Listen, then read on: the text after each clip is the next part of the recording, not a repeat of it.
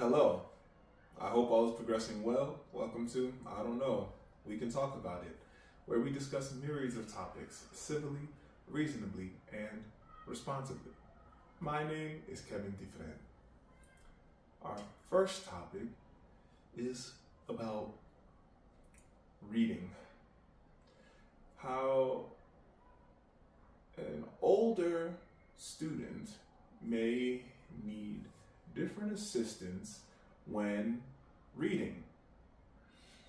The article brings up comparatively what teachers may necessitate, in what way, and how comparatively students may differ between grades.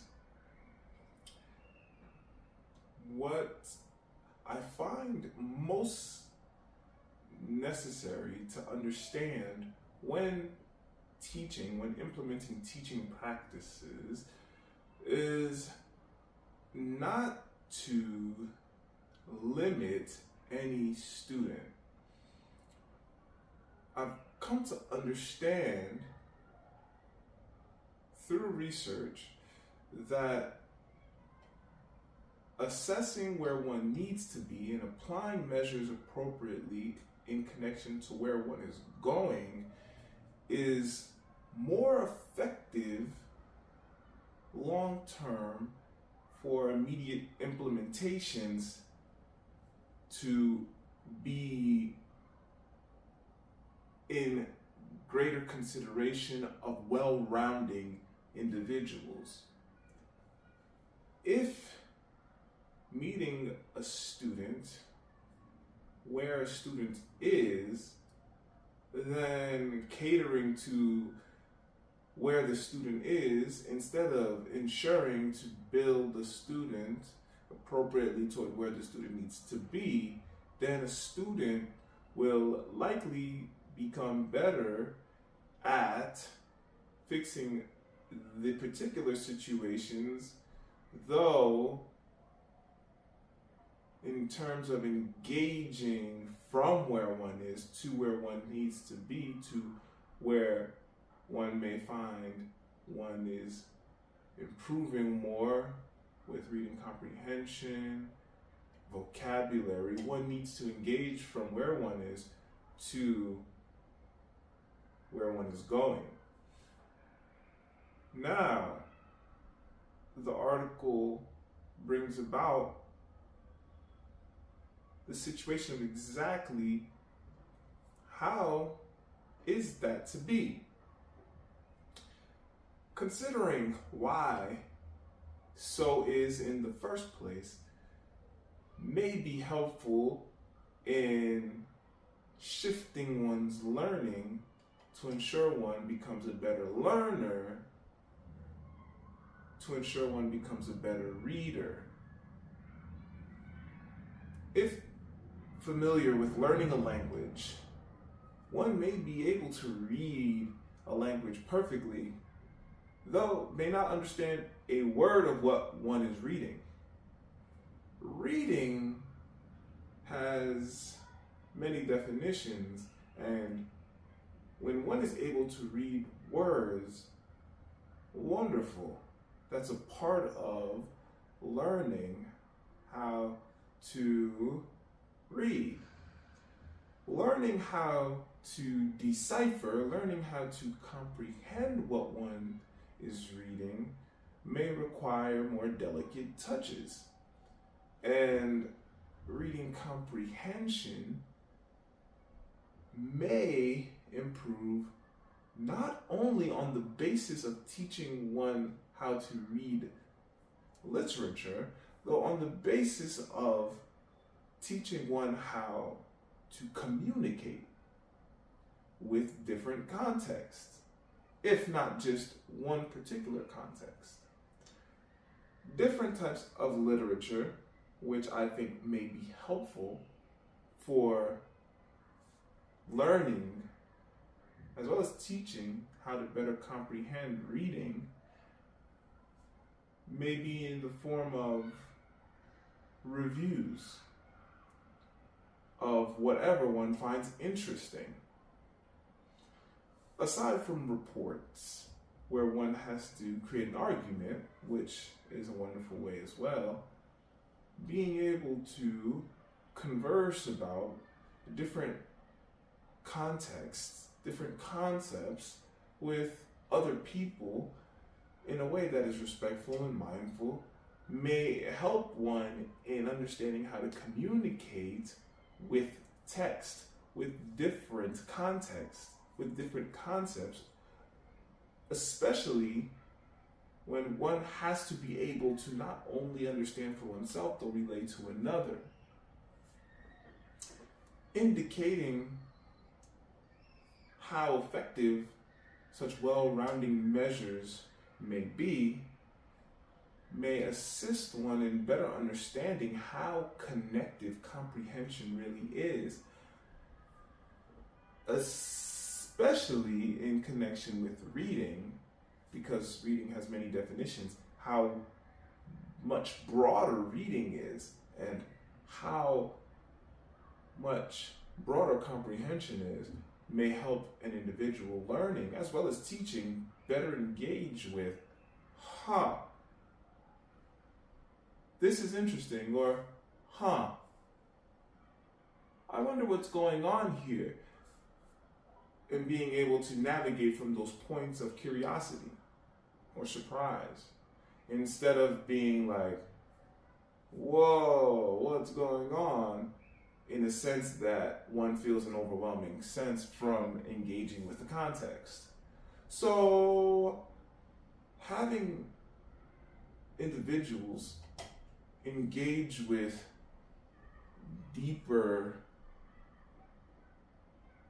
explanations, deeper explorations of context, not just for oneself, not just for a grade, though in connection with what is communal, may be very, very helpful to establishing one's trajectory toward better comprehension, better reading, better learning.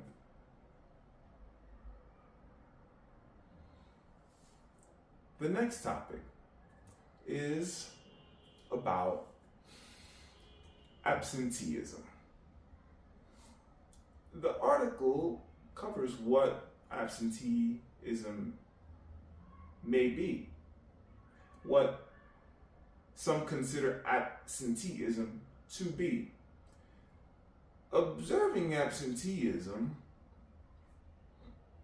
in modernity is interesting to me because where one is, individuals may be absent for different reasons. That may be in tune with one's domestic situation, one's home life, one's family life.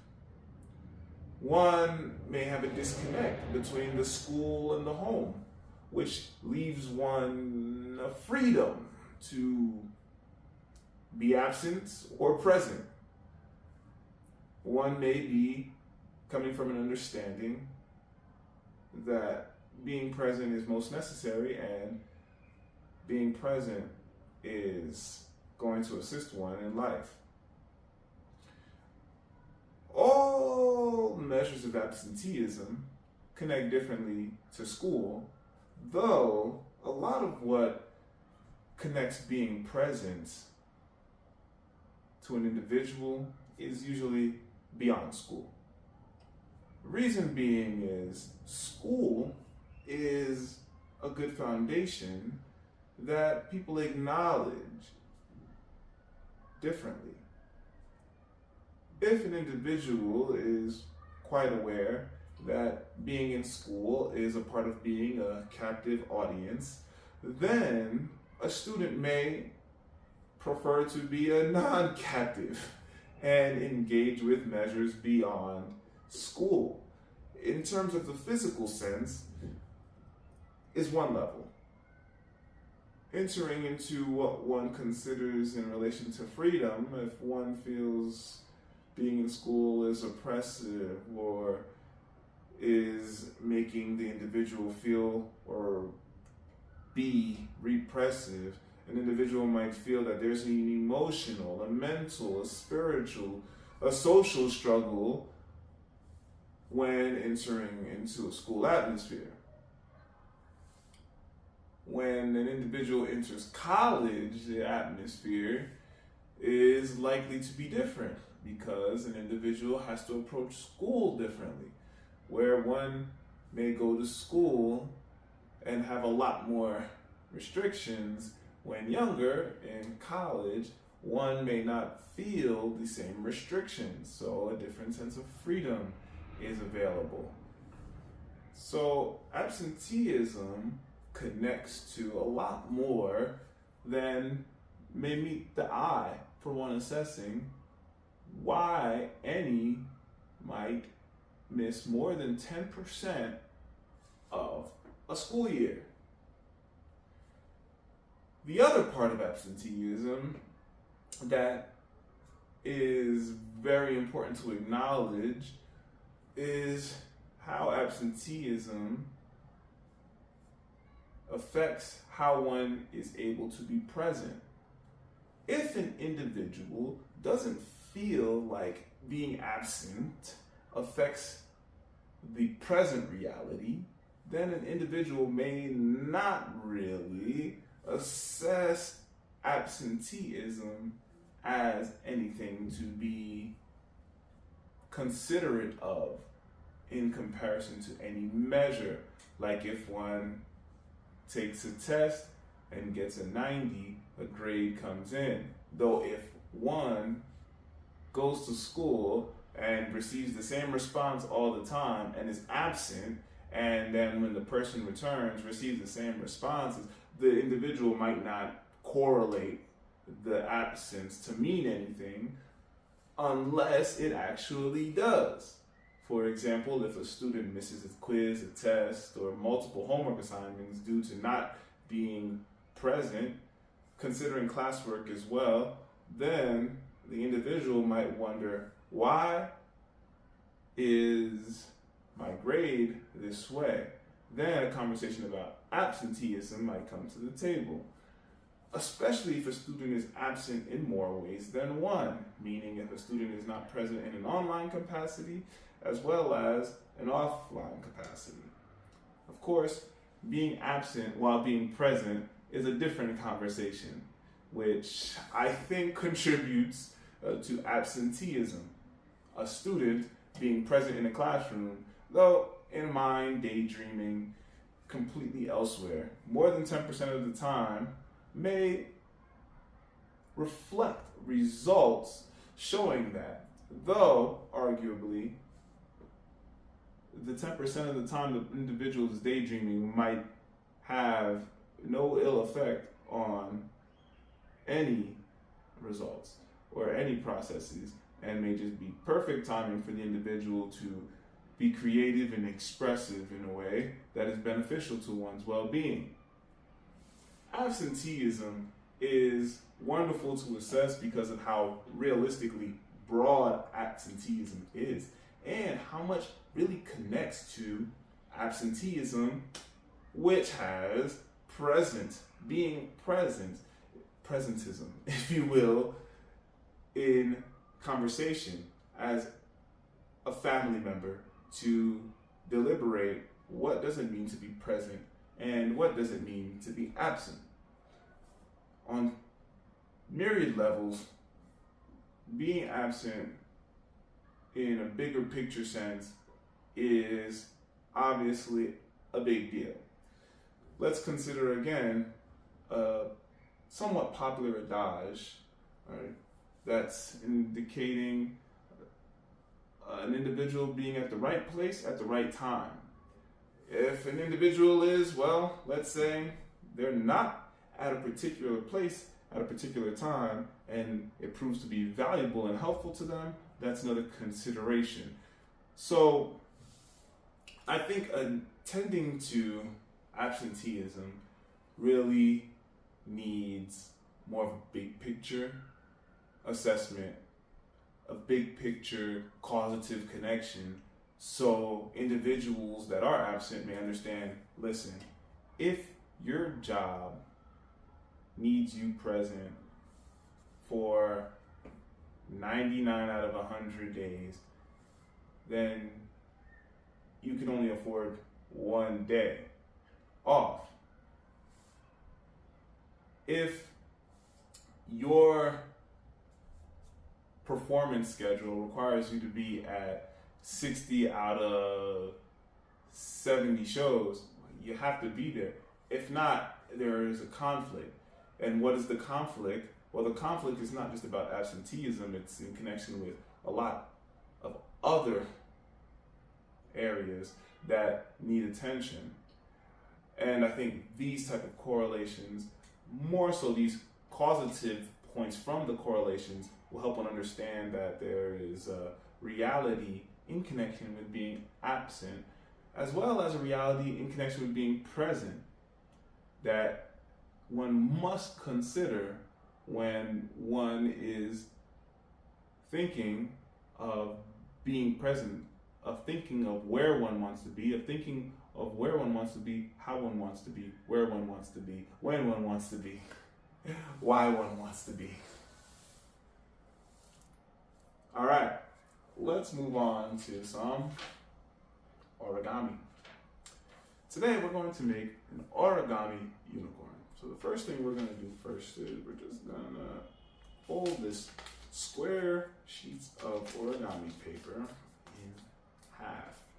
Now, if you look in the instructions, which you might find a link in the YouTube videos description, you'll find the 4 lines in the middle. So you can fold from corner to corner 2 times. The next step is to fold 1 point down, okay? So you fold 1 point down to the very center point. After you fold that 1 point down to the center point, what you're gonna do is, you're gonna take the line here, you're gonna fold it so one area should somewhat overlap, just so you know. Okay, so we're gonna have a nice fold in here, okay?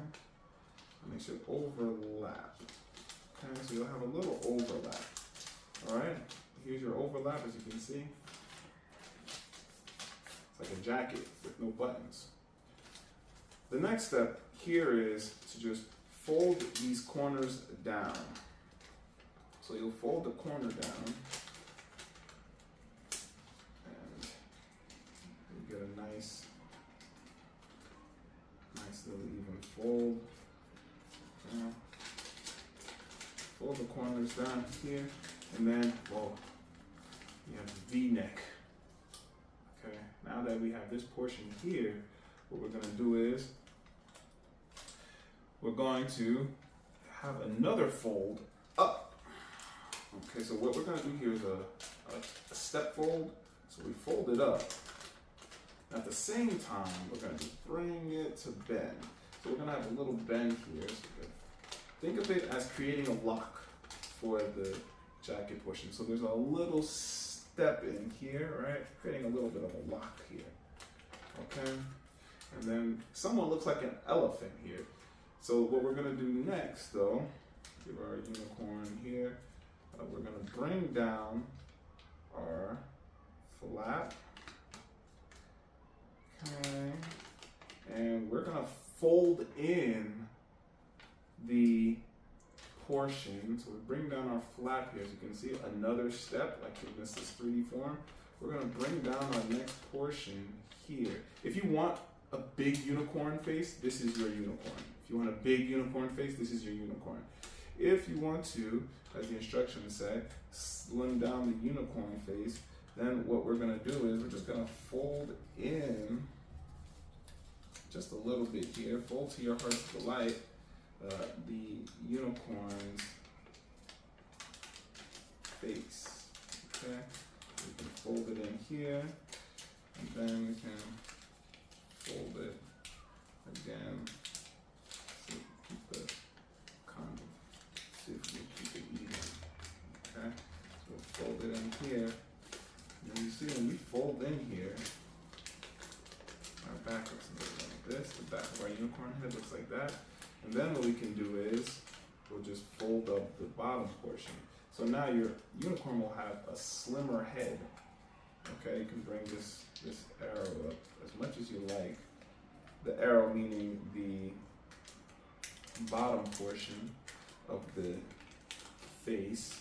So you see there's 3 folds happening here. One in here, one in here, and of course one here. You can fold them in to a pretty good degree, varying depending how, again, you want your unicorn to be. Then you come here, and this is your base uniform face. Now what we can do is design this unicorn face, so we can give it some spirals. However you want to design it, it's your unicorn. You know, you can really get creative here and make a unicorn that you're proud of and happy about, and that you want to share with other people. Your unicorn can have a nose, can have a mouth, it can have teeth, okay? And then you can make your unicorn blush if you like, and then voila, you have a unicorn. And again, you can design it however you like, your unicorn. Alrighty. Our next topic is about a physical book. There are so many benefits to reading a physical book, so I always like to champion reading a physical book, and I appreciate all forms of consumption for context, though understand the long-term benefits of spatial development in connection with reading a physical book that may be valuable for one in a very healthy way, realistically in myriad healthy ways. The text today is really about love, the love prescription.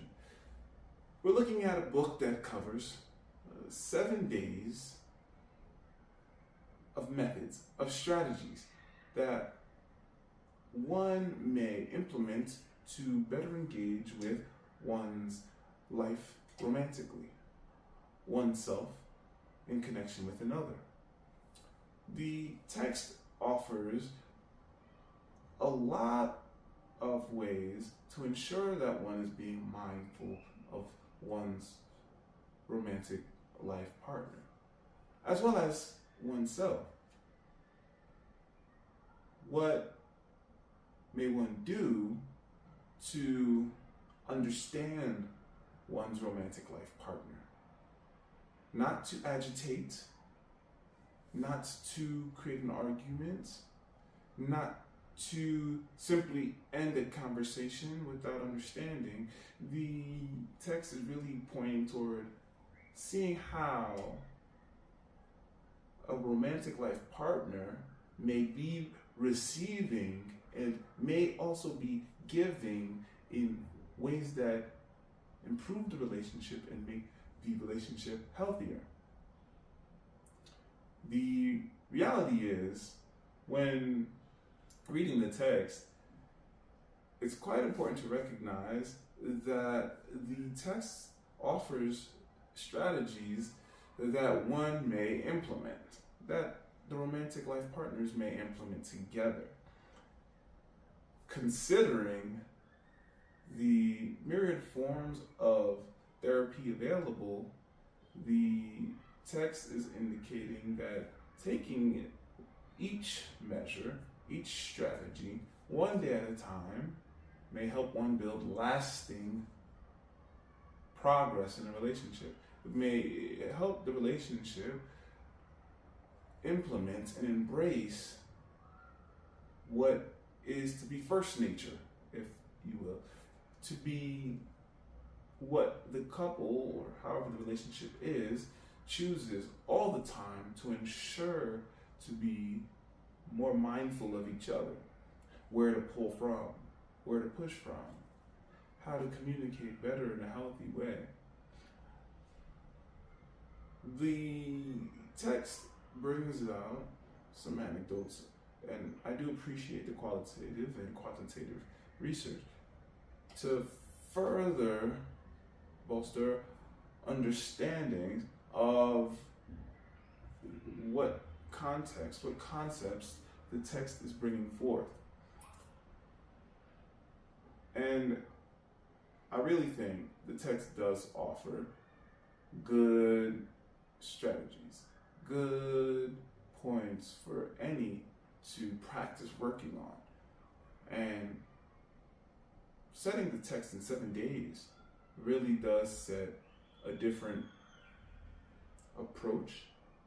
So one may be mindful, instead of thinking of years to come or even months to come, what may a couple do, or whatever the relationship is, whoever's in the relationship, what might the entities, the partnering entities, do to establish what is happening in one day of advice, in that one day, and taking it one day at a time, and bringing the 7 days to a culmination point that begins a natural processing in the relationship toward a healthier relationship. Thanks for joining another episode of I Don't Know, We Can Talk About It. Onward and Upward, Kevin Dufresne.